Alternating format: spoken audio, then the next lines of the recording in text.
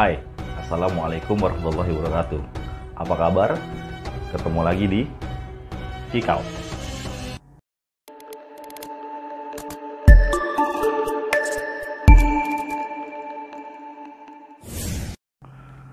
Sobat Kickout, Islam saat ini menjadi agama yang paling populer di dunia. Dari 7 miliar penduduk dunia, Islam dianut oleh sebagian besar oleh mereka. Islam sebagai agama yang paling populer mempunyai rentang sejarah yang sangat panjang. Dari awal mula penyebarannya oleh Nabi besar Muhammad SAW, Islam mempunyai fase-fase tersendiri yang menentukan kejayaan dan penyebaran agama Islam itu sendiri. Islam atau yang bermakna keselamatan dalam bahasa Arab dibawa oleh Nabi besar Muhammad SAW. Ia pertama kali diturunkan dan disebarkan oleh Nabi besar Muhammad SAW atas perintah Allah Subhanahu wa Ta'ala. Contohnya, ada beberapa pertempuran di dalam Islam yang menentukan penyebaran Islam itu sendiri. Seperti apa? Yuk kita coba untuk bisa membahas ini satu persatu. Nah, Sobat Kickout, saya harus memasukkan Perang Badar dalam list pertama saya. Karena perang ini adalah tentang kemustahilan dan juga kedikjayaan. Kemustahilan antara pasukan muslim yang hanya berjumlah 300 orang melawan pasukan kaum Quraisy yang lebih dari 3 kali jumlahnya dari pasukan muslim. Perang antara taktik jitu, keberanian, dan juga keyakinan terhadap Tuhan semesta alam yang bisa membangkitkan semangat daripada kaum muslim untuk bisa mengalahkan kaum Quraisy. Perang ini sekaligus menjadi pembuka mata kaum Quraisy bahwasannya kaum muslim tidak bisa diremehkan. Perang ini pula adalah titik balik daripada penindasan yang sudah dilakukan bertahun-tahun oleh orang-orang Quraisy kepada kaum muslim hingga mengakibatkan mereka hijrah ke Madinah. Nabi besar Muhammad SAW adalah seorang yang ummi atau umyun, atau dalam bahasa Arabnya kita sebut dengan buta huruf. Ia tidak bisa membaca huruf-huruf dan tidak sepintar sahabat-sahabat yang lainnya. Tapi dalam perang ini Nabi Muhammad membuktikan dirinya bahwasannya ia adalah panglima perang yang brilian. Ia punya taktik jitu yang sangat-sangat mematikan.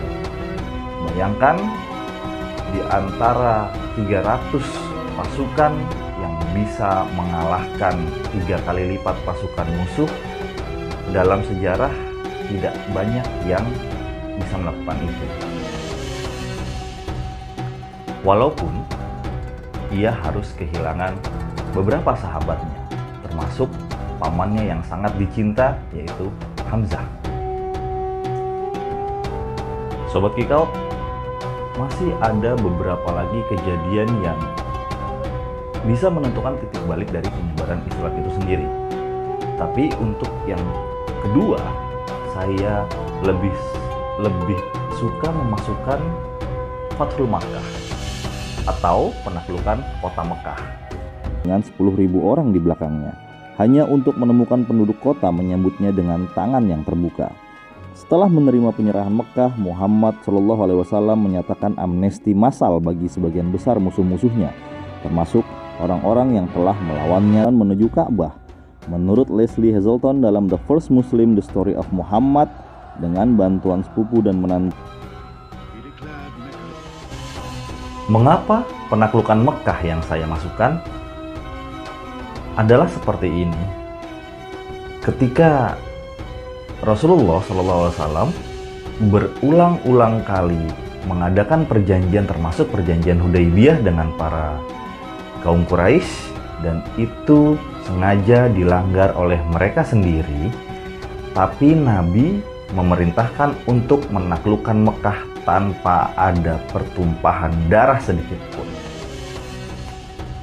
Hal ini menyebabkan simpati kepada kaum muslim yang memasuki Mekah pada saat itu oleh kaum Quraisy.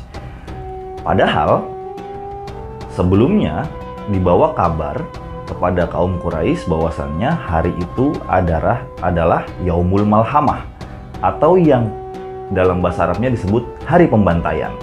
Mereka mengira pasukan muslim akan datang dan membantai mereka semuanya.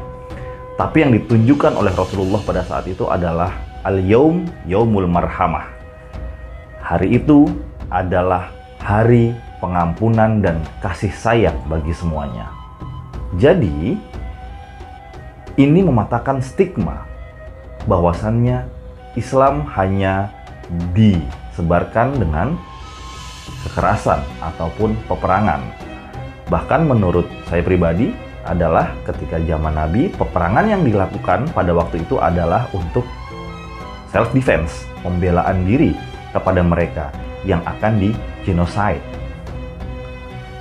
Nah, Sobat Kikout, itu tadi beberapa peristiwa bersejarah yang sangat menentukan dalam masa Nabi Muhammad menyebarkan agama Islam. Kita akan membahas kembali beberapa kejadian bersejarah yang sangat menentukan dalam penyebaran Islam setelah Nabi Muhammad pada episode selanjutnya. Terima kasih. Assalamualaikum warahmatullahi wabarakatuh. Salam Kikout.